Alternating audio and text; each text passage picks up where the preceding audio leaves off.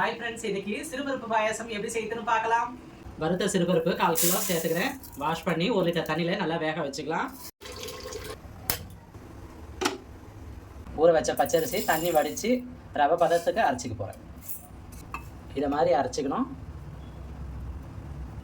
அடுத்தது தேங்காவை பவுடர் பண்ணிக்கலாம். அடுத்தது முந்திரி திராட்சையை பொரிச்சு எடுத்து வச்சுக்கலாம்.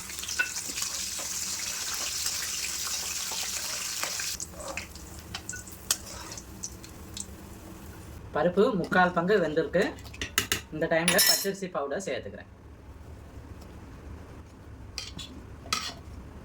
1/4 ஸ்பூன் உப்பு சேர்த்துக்கிறேன். ஏலக்காய் பவுடர் சேர்த்துக்கிறேன். 10 நிமிஷம் நல்லா குழைய வேகட்டும். 1/2 கிலோ வெல்லம் சேர்த்துக்கலாம். வெல்லம் நல்லா கரைஞ்சி வெல்லம் வாசனை போகிற அளவுக்கு நல்லா கொதிக்கணும்.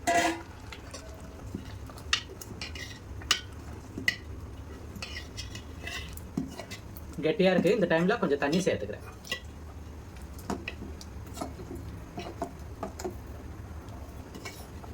அரிசி பருப்புலாம் நல்லா வெந்துடுச்சு, வெல்லம் கரைஞ்சிடுச்சு. இந்த டைமில் தேங்காய் பவுடர் சேர்த்துக்கிறேன். முந்திரி திராட்சை சேர்த்துக்கிறேன். அவ்வளோதாங்க, சிறுபருப்பு பாயாசம் ரெடி.